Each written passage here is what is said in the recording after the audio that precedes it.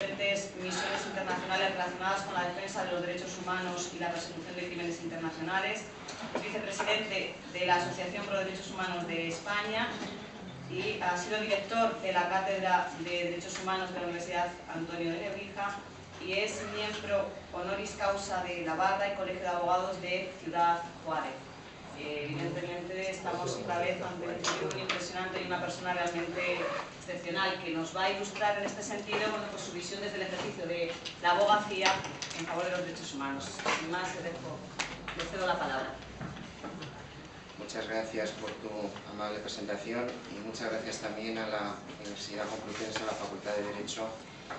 y al Departamento de Derecho Internacional y a los profesores Ana, a Celinda y a Javier Chinchón por haberme invitado a estar hoy aquí. Y siempre venir a la Facultad de Derecho de la Universidad Complutense, al menos para mí, como le pasaba también a Carlos, que estuvo en su día, pues es un placer porque fui alumno, llegué aquí en el año 83, me marché en el 85, en el 86, pero luego volví, aquí hice el doctorado y aquí también despegué mi carrera como profesor.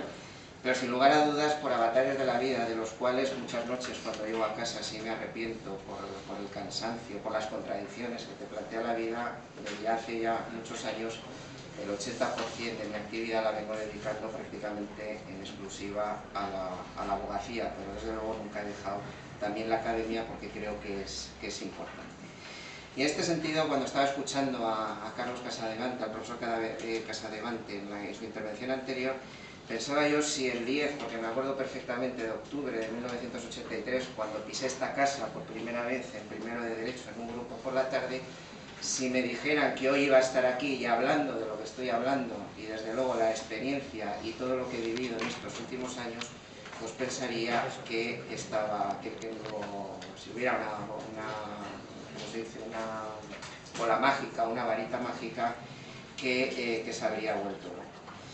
Y lo digo por lo siguiente, en aquella época también existían problemas de derechos humanos y muchos más internos, era el año 83, 84, la transición, recuerdo perfectamente el día que llegué aquí a la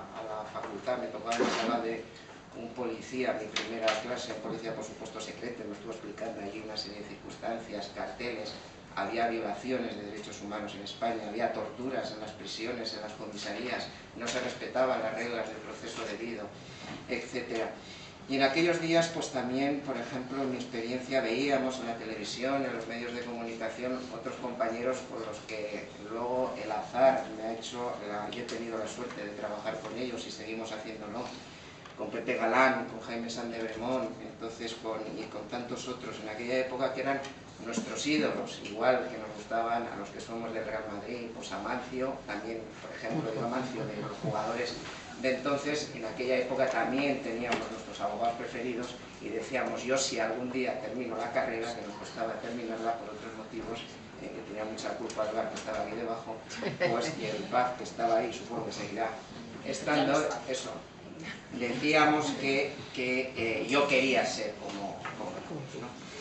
Y en este sentido, la experiencia mía, yo creo que iré contando experiencias a medida que pueda, o iré combinando lo que es un poco lo que veo yo, los déficits de la abogacía, con lo que ha sido mi experiencia personal. Y en primer lugar, yo creo que es un lamentable déficit el que existen hoy en las universidades y en los colegios de abogados y en cualquier cuestión relacionada con la abogacía sobre aprender qué son los derechos humanos y sobre todo aprender a defenderlos.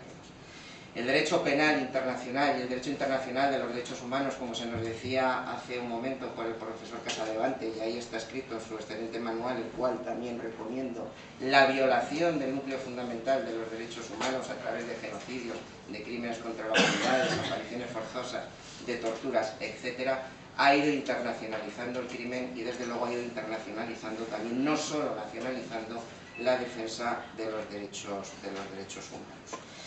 En la universidad yo creo, y es una lamentable carencia, que no se nos enseña a defender, ni se nos enseña a saber qué son, ni se nos enseña a promoverlos, ni se nos enseña a defender los derechos humanos. Muchas veces yo me pregunto qué sentido tiene el artículo 10.2 de la Constitución Española cuando nos dice que todo el elenco de tratados, de convenio del desarrollo del derecho de los derechos humanos, que se tiene que interpretar, mejor dicho, que todas las libertades públicas fundamentales de nuestra Constitución se tienen que interpretar de acuerdo a los derechos humanos y a todos los tratados que los desarrollan. Eso en el ámbito teórico, no existe esa asignatura, son asignaturas transversales. Los de internacional explican no sé qué, el de penal si tiene un día bueno, que no creo que lo tenga, no estoy criticando a nadie, entre otras cosas, porque tengo grandes compañeros aquí de los que aprendo mucho, pues a lo mejor si se le ocurre hablar de un bien jurídico protegido que pueda afectar a un derecho humano o algo, pues tal vez lo vaya a decir. Y en la práctica, tres cuartos de lo mismo. El abogado no es un licenciado en Derecho. El abogado es más que un licenciado en Derecho porque tiene que reunir una serie de características.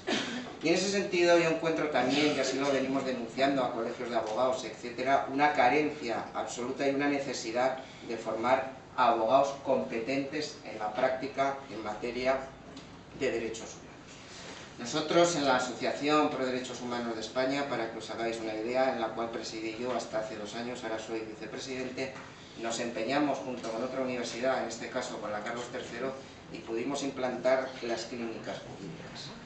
Y os puedo decir que cuando la asociación nuestra se personaba en acusaciones populares y particulares en determinados procedimientos, desde el caso Pinochet, del caso Argentina, casos nacionales, de torturas en prisiones, de torturas en comisarías y tantos otros que podíamos hablar, por ejemplo, nos llamaban incluso algún premio Nobel y nos decía que si podíamos meter a alguien a trabajar en la APDH, y yo le decía, pero si somos 4, si no somos 4 y además cada uno desde su despacho y desde su propio sacrificio personal que está realizando.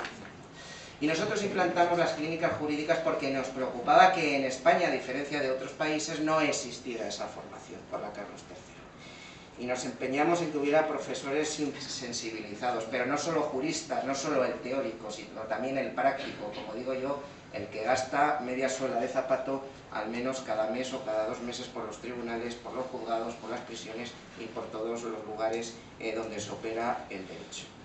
Tratamos de apoyarnos en abogados externos, es decir, en abogados que tienen sus despachos y que también trabajan para poder formar a este tipo de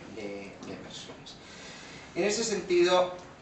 se procura y tratamos nosotros de procurar también que el alumno o el compañero, porque ya es compañero, que trabaje desde el caso real. Trabaje desde el caso El Sáhara, desde el caso El Salvador, desde el caso Guatemala, en algunos a los que me referiré posteriormente.